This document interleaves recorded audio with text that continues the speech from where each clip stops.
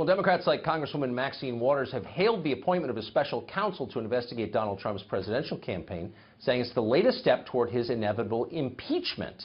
But one of the country's top lawyers is not convinced. Longtime Harvard law professor Alan Dershowitz says the special counsel could vindicate Trump rather than bringing about his downfall. Here it is. Me the criminal statute. I still sit here as a civil libertarian. I don't want us ever to become what Stalinist Russia became when Stalin was told by Lavrenti Beria, show me the man and I'll find you the crime. What is the crime? Professor Dershowitz joins us tonight. Professor, I was really struck by this. I don't think of you as a big Trump supporter. I'm not. But you asked a question I haven't heard anybody, I know that. You asked a question nobody has asked, which is, what's the crime to which this special counsel is responding? And what is the answer? Well, first, I'm here not as a supporter of Donald Trump. I voted for Hillary Clinton very proudly. I'm here as a supporter of civil liberties and construing statutes narrowly as they were written. I just don't see a crime here. I see perhaps some political wrongdoing. I see leaking information on both sides.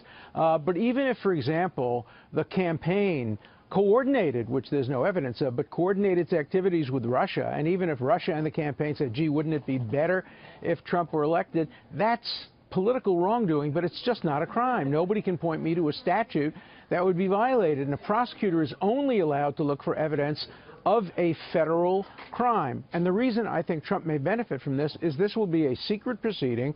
Mueller is a very honorable guy, so he's not going to leak anything. And in the end, he's going to find no crime. Maybe he'll issue a report, which in my view would be improper because he only hears half of the evidence, only the prosecutor's part of the evidence. But he will say there's no crime. Maybe the worst case scenario for the Trump administration is maybe Flynn gets indicted for lying. The president probably pardons him at that point.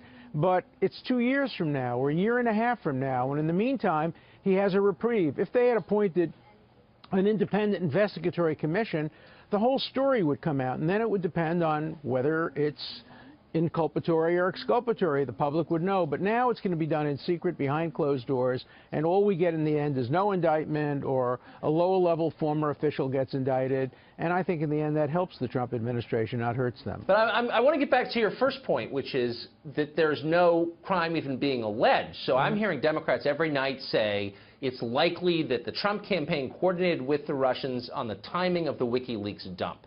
If there's no evidence of that, but if that turns out to be true, that's not a crime? Of course not. Why would that be a crime? It would be like the Washington Post publishing WikiLeaks. As long as the Trump administration or no individual told them to hack the DNA, that would be obviously very different, or gave them information that was useful in hacking the DNA. But just knowing that they hacked the DNA, taking advantage of that fact, it's not a crime.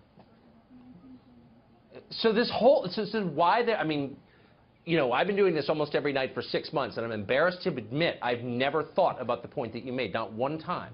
And why is there then a special counsel impaneled here? There shouldn't be. Look at the letter. The letter says you should look into the Russian thing and anything that grows out of it. Nobody points to any kind of crime. And there can't be obstruction of justice for the president to fire Comey. That's his constitutional and statutory right to do that. Even if the president did say to Comey, let it go when it comes to Flynn, under the unitary theory of the executive, the president has the right to direct the Justice Department and the right to direct the FBI what to do. Thomas Jefferson told his attorney general to prosecute Aaron Burr. He told him how to do it. He called witnesses, and he, the president, gave them immunity. He called the Chief Justice, who was his cousin, John Marshall, and threatened to have him impeached if he didn't convict Aaron Burr. Aaron Burr got acquitted in the end, but not through any efforts, not through any failure of efforts by Thomas Jefferson. So historically, the president is the head of the executive branch, and he can't be convicted of obstruction of justice for simply performing his constitutional duty. Look, if he tore up a subpoena or erased tapes or put out a perjured testimony, that's very different. But just by exercising his constitutional rights, there's no obstruction of justice here, and I don't see any crime here at all. Then on what grounds would the acting attorney general have put Mueller in that job? Oh, I think he did it to protect his own reputation. I think we're seeing a lot of people doing a lot of things to protect their reputation. Starts with Sally Yates. She refuses to defend the travel order to protect her reputation. Right. It goes to Comey, who wants to have his cake and eat it. He hugs the president, and then he turns against him. We then see that Rothstein, he wants to preserve his reputation. He does what the president tells him to do, write a memo. Now he's turning against him. We're seeing a lot of that going on here today. Reputation protecting, playing it both ways, wanting the president to like you, but then when things turn sour, turning against them. Amazing. There are about 9 actual civil libertarians left in America, and you are one of them. Well, I'm going to keep speaking out. I'm going to speak out on civil liberties, and sometimes it's going to help Trump, sometimes it's going to hurt him. But I'm there to speak out on behalf of civil liberties. That's more important than politics. Well, God bless you. Thank you, Professor. I appreciate it. Thank you.